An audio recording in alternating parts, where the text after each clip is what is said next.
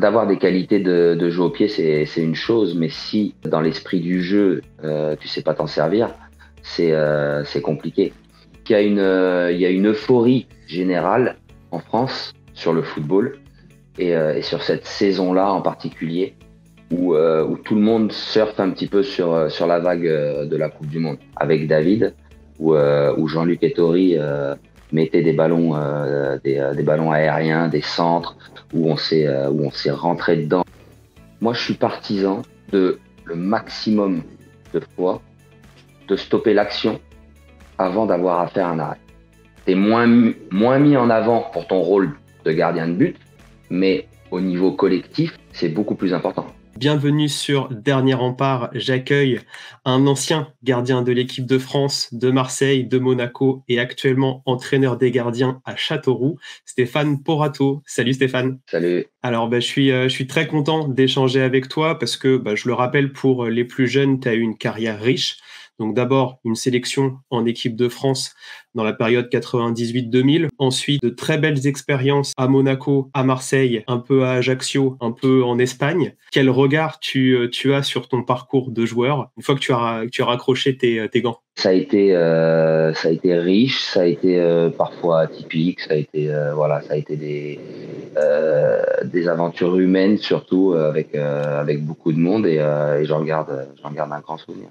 Super. Eh ben, on va parler du premier souvenir qui va nous intéresser. On est en pleine trêve internationale et je voulais un peu parler avec toi du rôle de numéro 3 que tu as eu dans la période 98-2000. Tu as été appelé presque à chaque fois et donc tu loupes l'Euro pour une blessure malheureusement au genou. Qu'est-ce que ça fait de s'entraîner avec Barthez et Lama pendant cette période un peu dorée de l'équipe de France?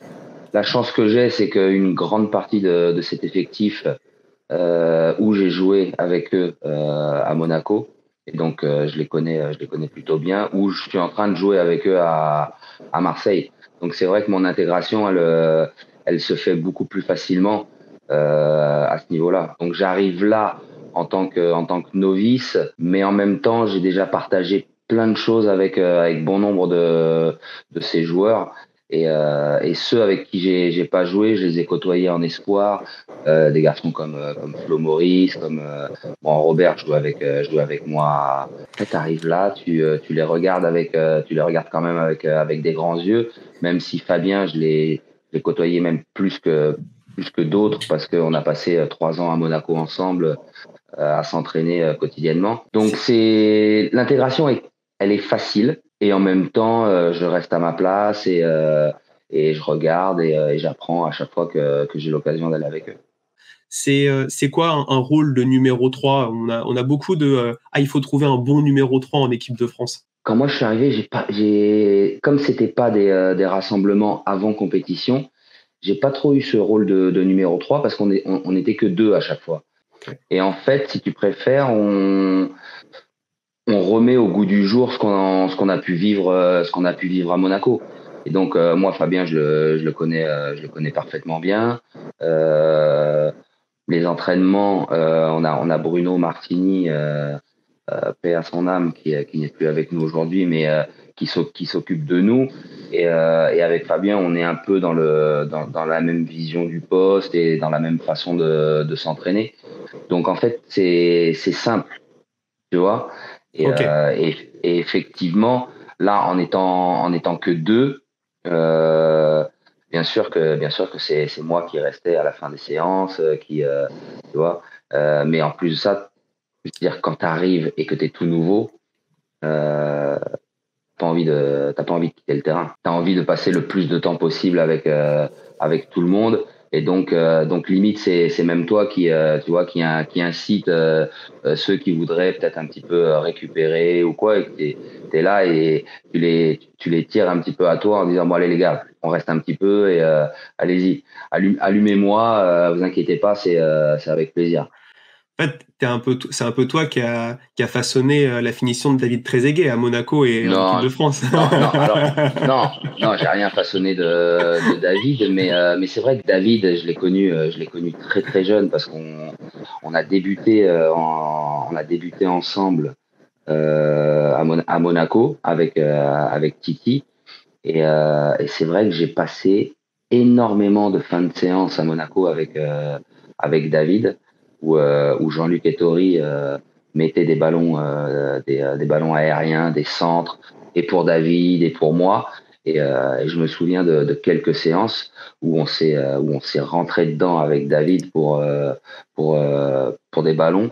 Et c'est euh, c'est toujours bien.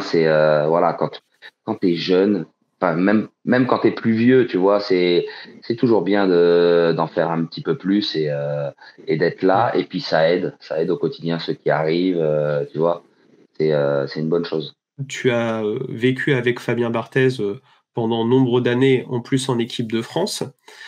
Tu évoquais la même vision du poste, c'est un gardien doit être acteur sur le terrain. On en parle beaucoup là, l'impression que c'est une révolution, mais déjà à votre époque, c'était le jeu au pied. Ouais, bah, Fabien a été un des précurseurs. Et en fait, la règle, tu vois, était toute neuve. Donc il a fallu se mettre rapidement au diapason. Et puis les gardiens qui avaient certaines facilités dans le jeu au pied s'en sont plutôt bien sortis. Mais après, d'avoir des qualités de jeu au pied, c'est une chose. Mais si dans l'esprit du jeu, tu sais pas t'en servir, c'est compliqué. Donc c'est bien de savoir faire un contrôle orienté, d'être capable de jouer un ballon en mouvement et de faire une passe entre les lignes. Mais si t'as pas compris quand et comment le faire, c'est un problème. Plus ou moins hein, dans l'ensemble, tous les gardiens ont une bonne technique générale au pied, tu vois, mais c'est plus une technique arrêtée. Ok. C'est pas une technique qui est en mouvement et il y a une grande différence. Et c'est vrai qu'aujourd'hui, avec l'importance qu'a pris le poste sur ces, on va dire, ces 5-10 dernières années, euh, les gardiens sont beaucoup plus en mouvement. Et c'est vrai D'accord. que ça demande une compréhension du jeu qui est différente. Tu es obligé de faire des passes qui aillent dans le sens du jeu. C'est-à-dire que tu plus à recevoir un ballon, à le contrôler, à remettre un ballon dans les pieds forcément d'un partenaire. Tu es obligé de trouver un espace entre deux adversaires, de mettre le ballon dans l'espace de ton partenaire. Tu peux être sollicité pour un éventuel deuxième ballon ou troisième ballon. Et donc, en fait, tu es obligé de te déplacer et de retrouver quelque part des déplacements de certains postes dans le champ. Et c'est là où la difficulté, elle est apparue. C'est que nous, on jouait déjà un petit peu au pied, mais ça se contentait à recevoir un ballon, contrôler, d'accord, ou la mettre un petit peu plus loin, d'accord, donc le faire proprement, ou de remettre dans les pieds d'un partenaire et après le jeu repartait de l'avant. Aujourd'hui, le gardien, est un peu plus comme un réel 11e joueur et il participe et on voit régulièrement des gardiens qui cassent des lignes avec leur passe et qui enclenchent une action dès le départ. Et peut-être un autre aspect du jeu sur lequel tu te retrouvais avec Fabien, parce que j'ai écouté ce qu'a dit Fabien dans Planète Lisa et j'ai écouté une de tes interviews, c'était dans l'anticipation. Et je dirais même que vous retrouvez sur les gardiens modernes n'anticipent plus assez comme vous anticipiez à l'époque au début des années 2000. Est-ce que c'était un peu ça ton propos lorsque tu disais qu'on a la même vision du poste? C'est également dans l'anticipation? Oui, ben, c'est sûr que ça se rapproche parce que si tu veux pouvoir être efficace, et moi j'en parle beaucoup avec Paul et avec mes deux autres gardiens qui sont un peu plus jeunes, moi je suis partisan de le maximum de fois de stopper l'action avant d'avoir à faire un arrêt. Donc, que ce soit dans le replacement de tes défenseurs, d'accord, ou dans l'anticipation d'un ballon et d'aller couper une action adverse avant qu'elle n'arrive dans les pieds de l'attaquant et que tu aies un arrêt à faire. Après, si la situation ne le permet pas, on est gardien de but et on doit faire ce Ouais. pourquoi on est appelé sur le terrain. Mais toutes ces situations qu'on peut arrêter avant, c'est autant d'arrêts et de difficultés qu'on a en moins, et c'est autant d'énergie qu'on garde. Tu vois, parce qu'on pense que de faire un arrêt, ça demande pas d'énergie et ça demande pas d'attention et de concentration, mais ça demande énormément d'énergie, tu vois. Et donc, si on peut stopper ça avant, c'est beaucoup mieux. Et c'est ce en quoi l'anticipation, où Fabien, moi, il y avait Greg aussi, il y avait Ulrich, tu vois, était intéressante, c'est que sur des ballons en profondeur, dans la gestion de la profondeur, sur des ballons aériens, on arrivait par une compréhension du jeu à stopper une action avant qu'elle arrive à son terme. Alors c'est vrai que tu fais moins d'arrêts spectaculaires, tu vois, tu es moins mis en avant pour ton rôle de gardien de but, mais au niveau collectif, c'est beaucoup plus important. Pour finir sur Fabien, question toute simple. Qu'est-ce qu'il avait de plus que toi et que les autres lors de cette période? Est-ce qu'à un moment, tu t'es dit, j'étais pas si loin que lui? Tu t'es toujours dit, en fait, c'est un crack. Non, mais après, j'avais un très, très grand respect pour Fabien, et parce que déjà, il a réalisé des choses très jeunes, et que Oui, on sait que ouais. le poste de gardien de but, ça demande quand même de la maturité. Donc, il a été mûr au niveau du poste très, très jeune.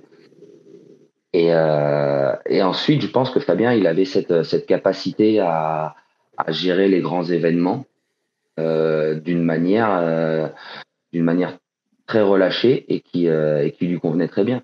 Et c'est vrai que tous les gens pensent que de par son attitude, il s'en foutait, mais non, il s'en foutait pas. Simplement, il avait une façon d'évacuer qui était beaucoup plus relâchée que certains. Ça lui permettait d'optimiser ses performances dans les grands rendez-vous. Super, ben merci pour ce point sur l'équipe de France. Tu as évoqué beaucoup de sujets sur le gardien moderne et j'aimerais parler de ton expérience à Marseille, parce que ce qui t'amène à l'équipe de France, c'est quand même cette situation que je trouve assez folle de numéro 2 à Monaco, acheté par l'OM, qui déloge le gardien de l'équipe nationale allemande comme numéro 1 à l'OM. Comment tu as vécu cette situation en tant Ouais, que alors passé le numéro?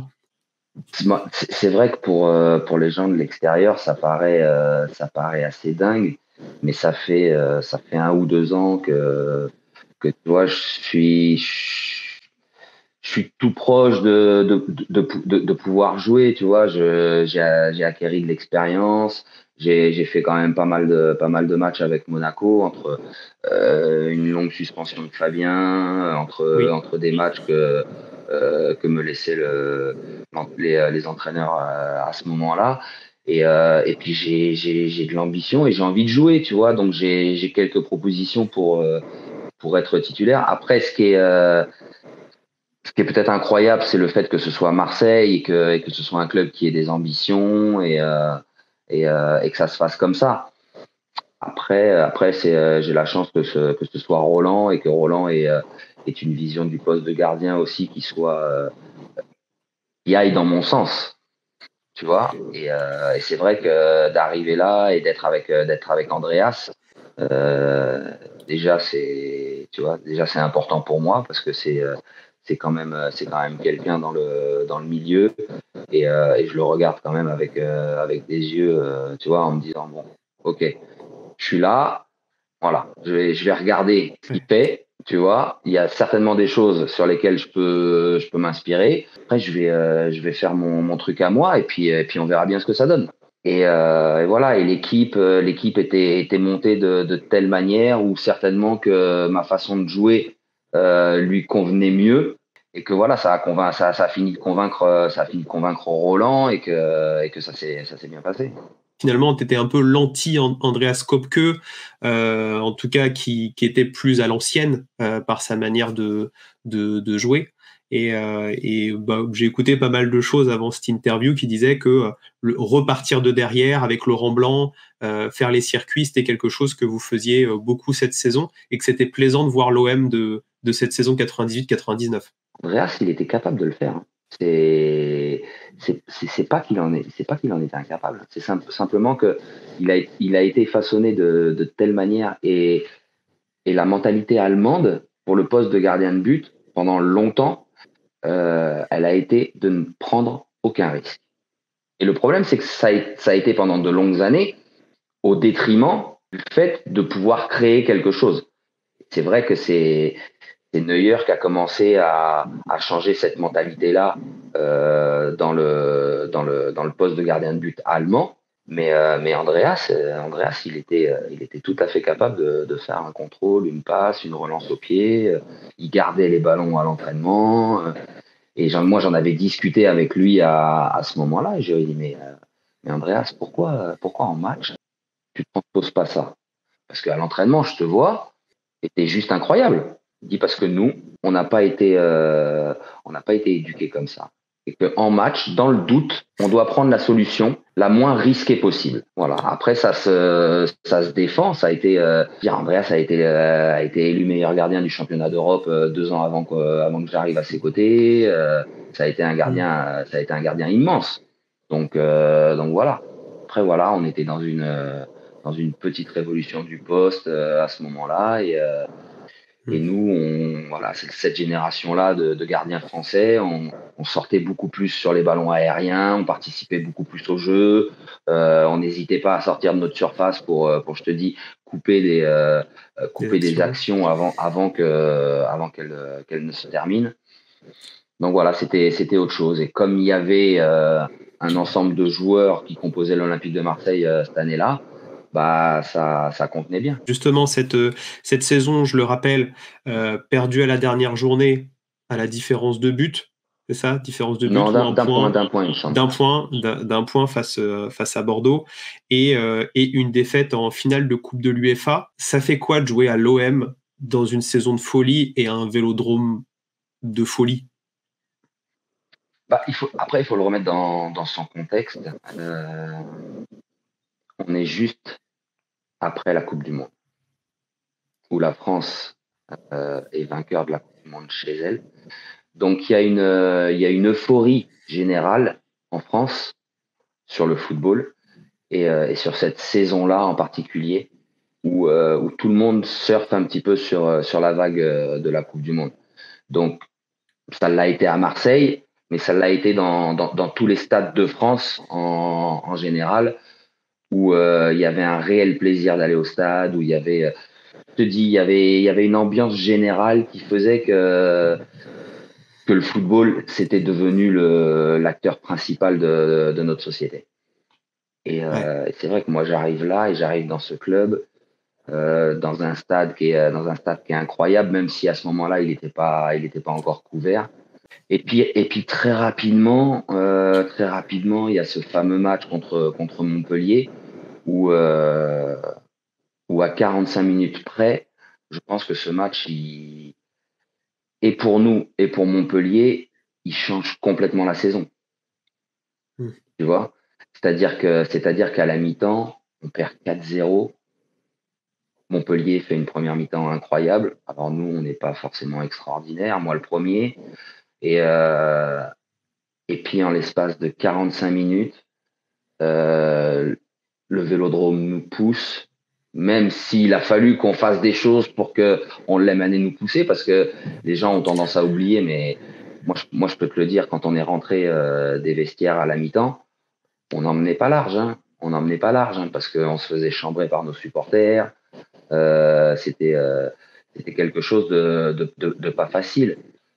Et puis, tu sais pas pourquoi, il y a des moments comme ça où il y a quelque chose qui se crée. Et le premier but a enclenché une dynamique positive dans cette deuxième mi-temps. Et on s'est senti pousser des ailes. Alors, le public nous a forcément énormément aidé à ce moment-là. Montpellier a complètement baissé la tête et puis ça a donné le résultat qu'on connaît. À la fin de la saison, je crois que Montpellier descend en D2. Et, euh, et nous, on réalise une saison somme toute incroyable. Alors sans titre cette année-là, mais on fait un parcours européen exceptionnel parce que personne ne nous attend là. Et on finit deuxième à un point de Bordeaux qui fait une saison encore plus incroyable que nous. Ouais, toi, avec l'OM, j'avais lu, c'était l'ambiance de cette année-là, quand vous faites le parcours européen, c'était manger toujours ensemble, c'était les mises au vert où vous aviez vos petits trucs, c'était, par Mais non, exemple, mais voilà, ouais, bon, après voilà, c'était une autre époque aussi. la chimie. On n'avait pas les téléphones portables, on n'avait Mm. pas les réseaux sociaux, donc forcément tu faisais autre chose, tu vois. Ouais. Et nous, on était pour la plupart très joueurs de cartes. Voilà, le midi, on aimait se retrouver à 10, 12, tu vois. Au restaurant, on déjeunait ensemble. Voilà, on parlait de rien d'extraordinaire, mais on était ensemble. On organisait des après-midi karting. Euh, tu vois, on se Mm. retrouvait, on était là. Et forcément, que pour le partage, pour la connexion, pour voilà, pour comprendre tes coéquipiers, c'est sûr que c'était plus facile que d'être sur son téléphone portable, de s'isoler, tu Mm. vois, et d'avoir l'impression d'être ouvert au monde, parce que c'est vrai que les téléphones nous ont permis d'avoir une ouverture sur le monde complètement différente, mais en termes de groupe, c'est vrai que ça nous a un petit peu isolés. Donc Ouais. la société aujourd'hui, elle est différente. Il faut s'adapter. Il faut peut-être prendre les choses différemment. Tu vois, ce qui était valable à notre époque ne l'est pas forcément aujourd'hui. Alors voilà, c'est à nous, entraîneurs, dirigeants, tu vois, de nous adapter à ça. Mais nous, à notre époque, ça nous convenait. Tu Mm. vois. Et, euh, et, on- et, et à Marseille, on avait un groupe qui était friand de ça. Et donc, c'est vrai que c'était plus facile. Bon, bah, très bien et je voulais parler, juste, d'un moment compliqué qui est la deuxième saison à l'OM. Donc vous jouez la Ligue des Champions, mais vous jouez vous jouez le maintien, en championnat. Comment tu fais pour garder le cap dans ces moments-là, d'autant plus à l'OM? C'est quoi dans la tête du joueur? C'est une peur qui continue d'avancer? C'est une volonté de revanche? C'est quoi les sentiments Non, qui passent pendant alors, une saison compliquée comme ça? il faut se rappeler que c'est pas toute la saison qui est compliquée. Parce que jusqu'à l'éviction de Roland, on est cinquième à, je crois, un ou quatre points du premier ou du deuxième. Donc on n'est pas dans une saison où on est, je te dis, on est 10, 12e et où les ambitions sont complètement perdues. Mais il y a ce moment charnière où Roland est démis de ses fonctions. Et pour certains d'entre nous, c'est quand même c'est lui qui nous fait venir, tu vois. Et donc on perd un repère et, euh, et tu commences à te mettre à douter, tu vois. Tu te mets à douter de tes qualités, tu te mets à douter du fait que tu vas être capable de remonter au classement. Et en fait, l'attente des supporters, elle était tellement importante par rapport aux joueurs et au niveau de l'équipe en début de saison, parce qu'on oublie, mais la Champions League, elle a été sur un format différent et c'était des phases de poule. Il fallait finir dans les deux premiers et te retourner encore dans des phases de poule. Et à partir de là, si tu étais encore dans les deux premiers, tu faisais demi-finale et finale. Et on finit deuxième de notre poule sur la première phase. On bat Manchester chez nous, on fait un grand Le match à classe. Manchester. On fait un grand match à Manchester là-bas. On fait une première partie de Champions League très très bonne. Je crois qu'on marque 10 ou 11 points. c'est quelque chose de très très bien. Et en fait, c'est la deuxième partie. Tu vois, il y a eu, allez, on va dire, dans toute la saison, il y a eu vraiment 3 mois qui ont été très compliqués avec les événements qu'on a connus, tu vois, juste avant la trêve, parce qu'on perd 5-1 à Saint-Étienne. Oh, mais je me souviens tellement de ce match. Alex Aloiso, c'est là où ils ont éclos. Oh. Où on s'effondre totalement sur ce match de Saint-Étienne. Puis antenne 21h canal, quoi. Derrière, il y a les événements pas très reluisants avec les supporters à la commanderie, tout ça.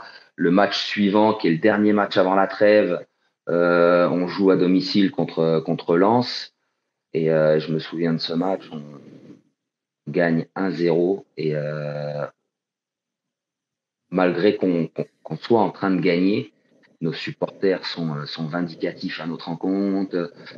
Tu vois, il y a une ambiance pesante, une atmosphère qui est vraiment très négative. Et en fait, sur la fin du match, on plonge et on perd 2-1 sur la fin de match. Et c'est vrai que ça a déclenché une spirale négative pour tout le monde. À la trêve, il y a 2-3 joueurs qui s'en vont. Il y a Fabrizio qui s'en va. Il y a Dugas qui part. Tu vois. Ouais. Et derrière, on n'arrive pas totalement à s'en remettre. Et c'est vrai qu'on finit la saison difficilement et on se sauve à 1 ou 2 journées de la fin. Tu vois. Alors qu'à ce moment-là, on n'est pas loin, hein. On n'est vraiment pas loin. Et on n'a pas su, tu vois, et le club et nous, à trouver ce déclencheur qui a fait qu'on aurait pu remonter sur les premières places. Ouais. Et donc, tu gères comme tu peux, en fait. Tu vois, c'est nouveau. Tu sors d'une saison où tu es adulé, où tu peux faire et dire n'importe quoi, qu'on va trouver que tu vois, c'est une phrase d'un philosophe ou de quelqu'un d'incroyable, à faire des choses bien et qu'on trouve que c'est de la merde,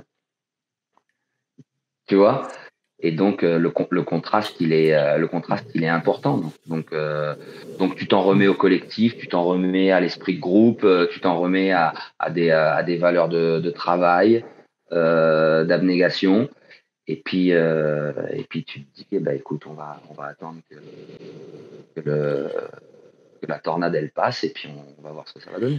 Quand ça va pas, je me suis posé la question, quand t'es gardien, tu sens que tu sautes moins haut, tu sens que tu sens moins bien les coups.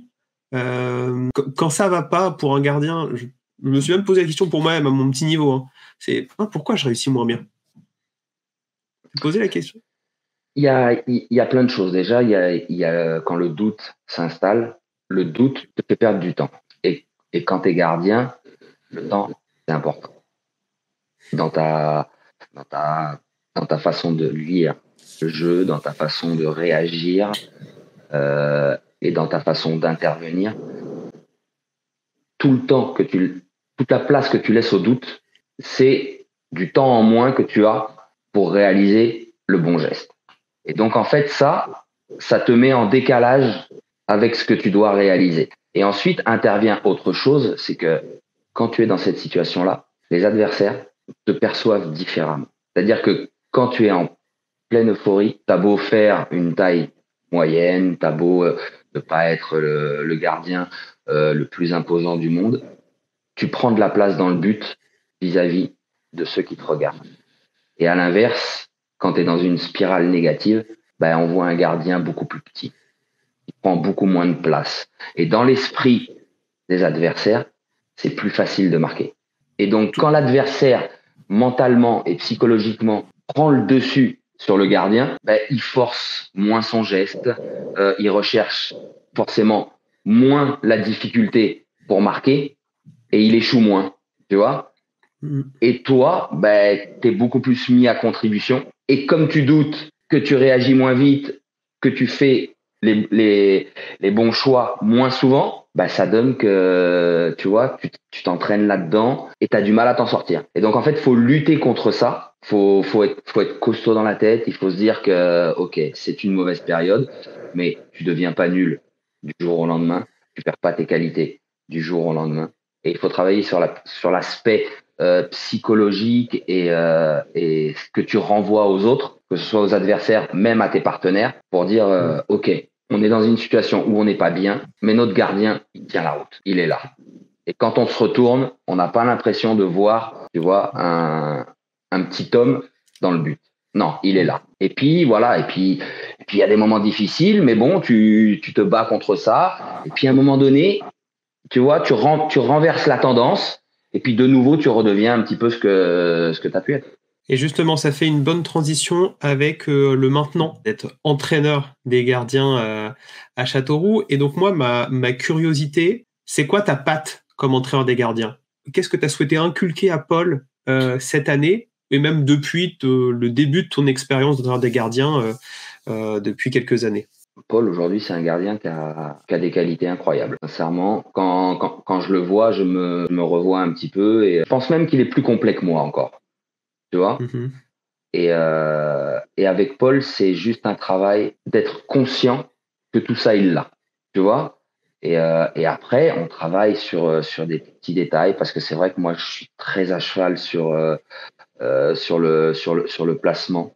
Parce que force est de constater que plus tu es bien placé, plus facile sont les interventions. T'as un Tu vois? exemple? L'exemple, un joueur qui rentre dans la surface dans un angle fermé. Moi, je me bats contre le fait que mon gardien sorte de son but et avance vers ce joueur qui a le ballon. Je m'arrache les cheveux quand je vois des buts.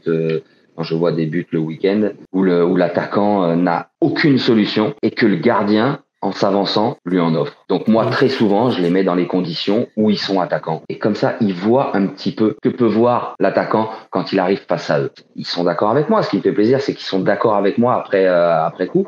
Pourquoi aller offrir une opportunité que l'attaquant n'a pas au départ et que c'est à lui de rechercher? Et moi, je veux pas que mes gardiens, dans n'importe quelle situation, puissent donner un avantage à l'attaquant qu'il n'a déjà. Parce que quand l'attaquant se retrouve dans une position favorable pour frapper au but, d'accord, ou pour venir défier le gardien en 1 contre 1, je veux pas que mon gardien ne lui donne plus de chances que ce qu'il en a.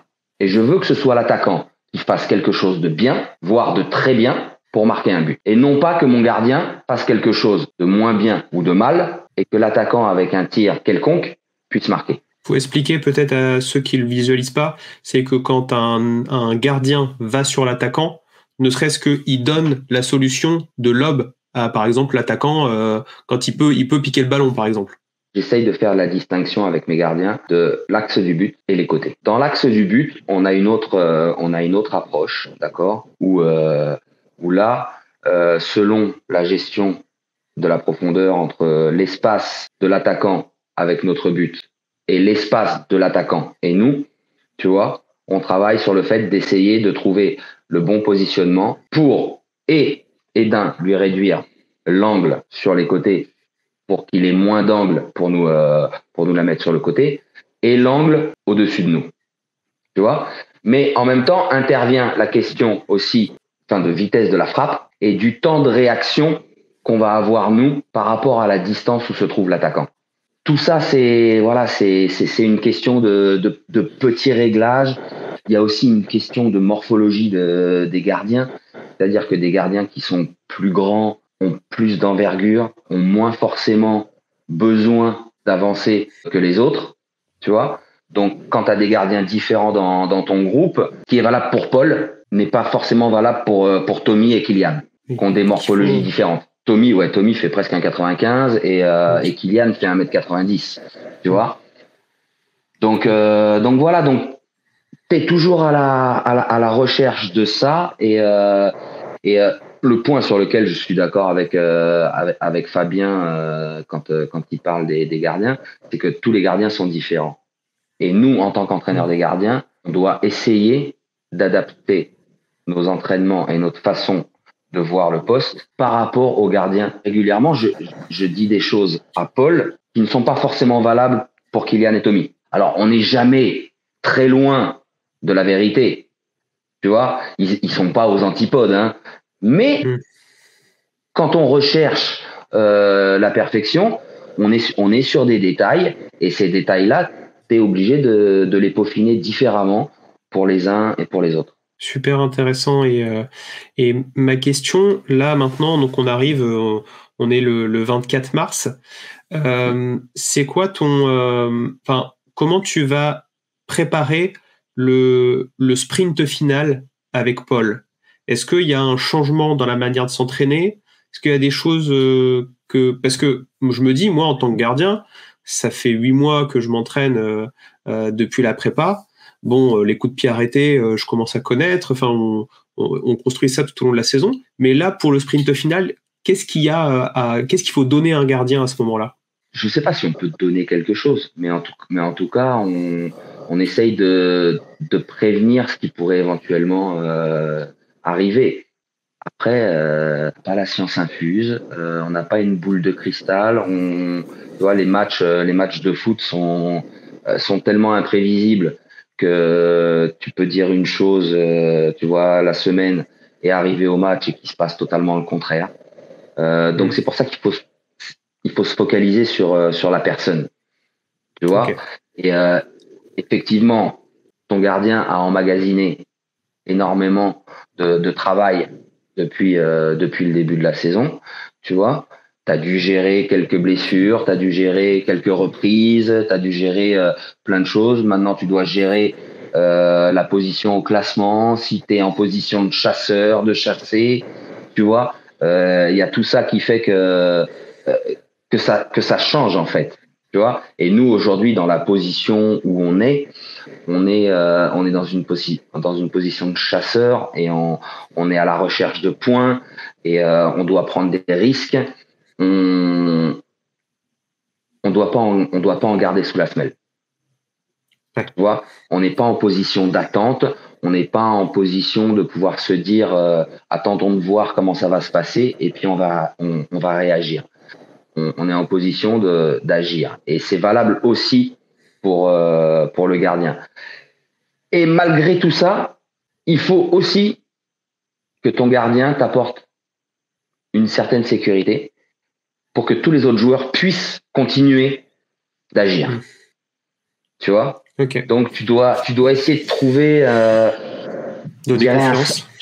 un savant mélange entre ambition, tu vois, d'aller chercher quelque chose, et de temps en temps dans le match le freiner sur quelques petites choses. C'est des petites corrections dans tout ce qui est travail tactique avec le groupe.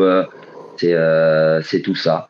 Et là, plus tu arrives dans ces matchs-là, comme tu dis, tu vois, sur la fin, plus tu es sur les détails.